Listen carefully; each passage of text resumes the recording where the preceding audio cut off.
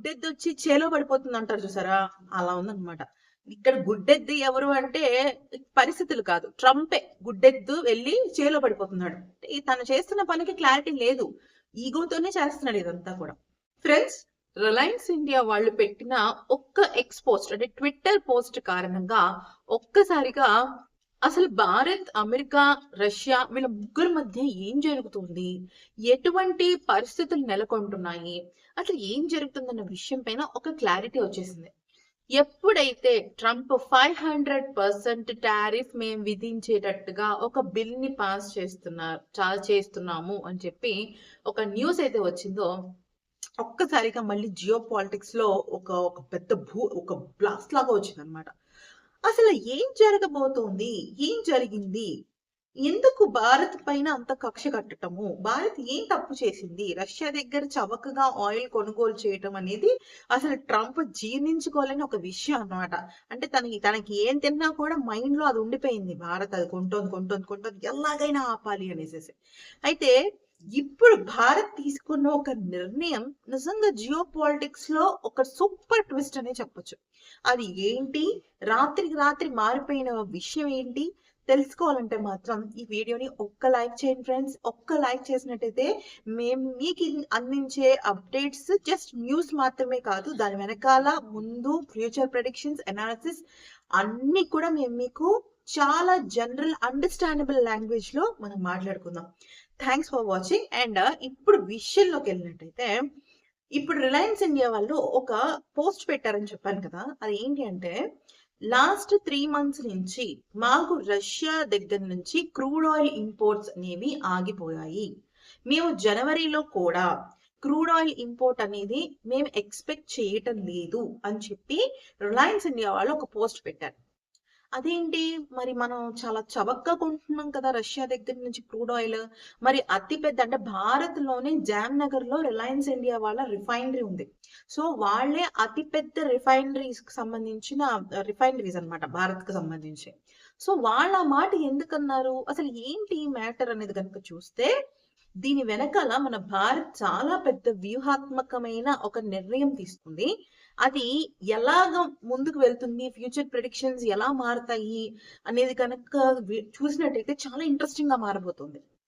అది ఎలా అంటే 2022 నుంచి మన భారత్ రష్యా దగ్గర నుంచి క్రూడ్ ఆయిల్ కొనుగోలు చేయడం స్టార్ట్ చేసింది. ఓకే, ఆ టైంలో 7% మాత్రమే క్రూడ్ ఆయిల్ ఇంపోర్ట్స్ అనేవి జరిగాయి. ఓకే, నెక్స్ట్ అది 2025 ఆల్మోస్ట్ సెప్టెంబర్ వరకు కనుక చూసుకున్నట్టయితే, అంటే 2025 లో మనం almost 40% of crude oil imports ని రష్యా దగ్గర నుంచి తీసుకున్నాం. ఎందుకని అంటే అది ఖచ్చితంగా మనకి చాలా చవకగా దొరుకుతుంది, అవునా? అయితే అందుకని మనం తీసుకున్నాం. కానీ ట్రంప్ దాదాపుగా ఒక 8 months నుంచి టారిఫ్స్ వేస్తానన్నాడు. ఫస్ట్ 25 అయింది, అది 50 అయింది, ఇప్పుడు 500 అయింది. అసలు అది లెక్క పత్రం లేకుండా గుడ్డెద్దొచ్చి చేలో పడిపోతుంది అంటారు చూసారా? అలా ఉందన్నమాట.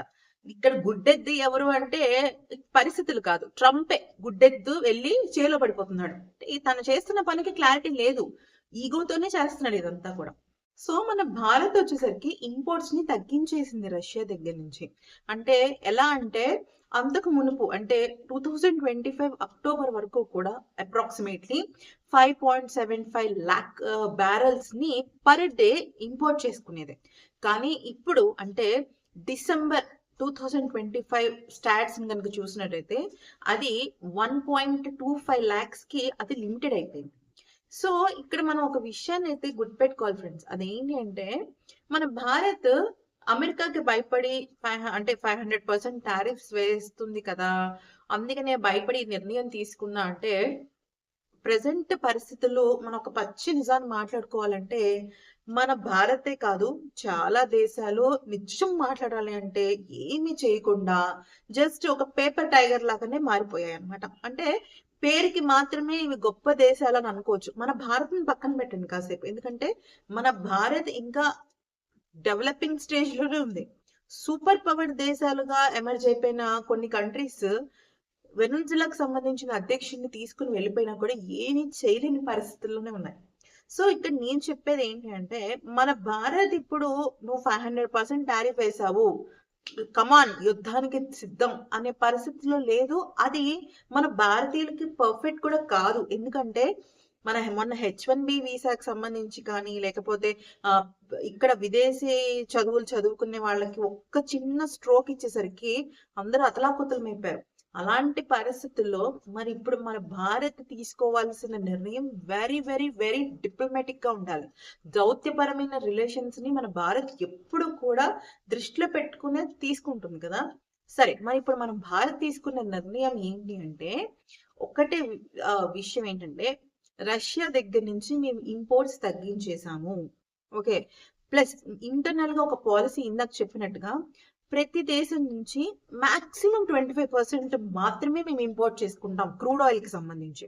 అంటే ఫర్ ఎగ్జాంపుల్ మిడిల్ ఈస్ట్ నుంచి, యుఎస్ నుంచి, రష్యా దగ్గర నుంచి ఇలాగా డైవర్సిఫై చేస్తుంది అనమాట మన భారత్ ఇంపోర్ట్స్ ని. ఇలా భారత్ ఇంపోర్ట్స్ ని డైవర్సిఫై చేయటం వల్ల ఏమవుతుంది అంటే, ఏ ఒక్క దేశం రిటాలియేట్ అయినా కూడా, అంటే ఇప్పుడు అమెరికా మన మీద ఎదురు తిరిగింది, సో మెయిన్ డిపెండెంట్ కనుక మనం అమెరికా మీద ఉండుంటే పరిస్థితి మారిపోతుంది. అలా కాకుండా కొంచెం కొంచెం మనం గతంలో స్మాల్ ఇన్వెస్ట్మెంట్స్ అని వింటుండేవాళ్ళం. అంటే ఒక ఇన్వెస్ట్మెంట్ అటు ఇటు అయినా కూడా మిగతా ఇన్వెస్ట్మెంట్స్ మనల్ని ఎలా అయితే సేవ్ చేస్తాయో, ఇప్పుడు భారత్ కూడా డివైడ్ అండ్ ఎర్న్ అనే పరిస్థితుల్లోనే ఉందన్నమాట. సో ఆ రకంగా చూసుకున్నట్టయితే లాస్ట్ 4 months నుంచి అమెరికా దగ్గర నుంచి ఇన్పుట్స్ అనేవి మనకి పెరిగాయి, రష్యా దగ్గర నుంచి ఇన్పుట్స్ తగ్గిపోయాయి. అప్పుడు మీరు అనగొచ్చు, అదేంటంటే మన భారత్ తల దించినట్టే కదా అని. ఫ్రెండ్స్, ఇక్కడే అసలు స్ట్రాటజీ ఏంటి అంటే, మన భారత్ ఇప్పుడు రష్యాతో డిఫెన్స్ డీల్స్, అలాగే ఇంకా చెప్పాలి అంటే టెక్నాలజీ పరమైన డీల్స్, ఇవన్నిటి మీద కూడా చాలా అంటే చాలా ఎక్కువగా గ్రిప్ తెచ్చుకుంది అనమాట. ఇన్వెస్ట్మెంట్స్ దానిలో పెంచింది. క్రూడ్ ఆయిల్ కి సంబంధించిన ఇన్పుట్స్ తగ్గితే ఏమైంది? ఇప్పుడు ఒక కంట్రీ మధ్య సంబంధాలు బలపడుతున్నాయంటే జస్ట్ క్రూడ్ ఆయిలే కాదు కదా, రకరకాల ఆస్పెక్ట్స్ ఉంటాయి కదా. సో ఆ రకరకాల ఆస్పెక్ట్స్ లో మెయిన్ డిఫెన్స్ కి సంబంధించిన డీల్ అనేది మన భారత్ రష్యాతో చాలా ఎక్కువగా రిలేషన్స్ అయితే పెంచుకుంటుంది అనమాట. అంటే మన భారత్ రూపీస్ అనేవి రష్యాలో చాలా ఎక్కువగా ఉన్నాయి. ఎందుకు? ఈ ఆయిల్ ట్రాన్సాక్షన్స్ వల్ల. సో ఆ పరంగా చూసుకున్నట్టయితే మన భారత్ ఇప్పుడు ఖచ్చితంగా ఈ రకంగా డిఫెన్స్ డీల్స్ పెట్టుకుంటూ డిఫెన్స్ రిలేషన్స్ ని పెంచుకోవటం వల్ల మన భారత్ కి స్వామి కార్యం స్వకార్యం రెండు పూర్తయిపోయినట్టే. ఎస్, మేము రష్యా దగ్గర నుంచి ఇంపోర్ట్స్ తగ్గించేసాం, మరోవైపు అమెరికా నుంచి ఇంపోర్ట్స్ పెంచాము. ఇంకో పాయింట్ ఏం చెప్పిందంటే మన భారత్, రష్యా దగ్గర నుంచి ఇంపోర్ట్స్ ని మేము పూర్తిగా ఆపివేయలేము, కంపల్సరీగా అక్కడి నుంచి మాకు ఇంపోర్ట్స్ వస్తాయి, కానీ తగ్గించేసాము. మాక్సిమం 25% వరకే మేము మా తరఫున రిస్ట్రిక్షన్ పెట్టుకున్నాము, దీని మించి మేము వెళ్ళలేము అని ఒక మాట అయితే తెగేసి చెప్పింది.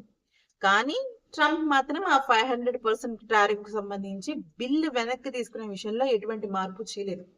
సో రాబోయే కాలంలో ఇది చాలా పెద్ద వివాదంగా మారుతుందంటే చెప్పలేం, ఎందుకంటే పరిస్థితులు అలా ఉన్నాయి. అక్కడ ట్రంప్ పరిస్థితి ఏంటంటే బాగా కక్ష పెంచుకున్నట్టు అనిపిస్తుంది భారత్ పైన. సో ఇది ఫ్రెండ్స్ ఈ రోజు లేటెస్ట్ అప్డేట్స్. మీకేమనిపించి అనేది కామెంట్ సెక్షన్ లో చెప్పండి. Thanks for watching.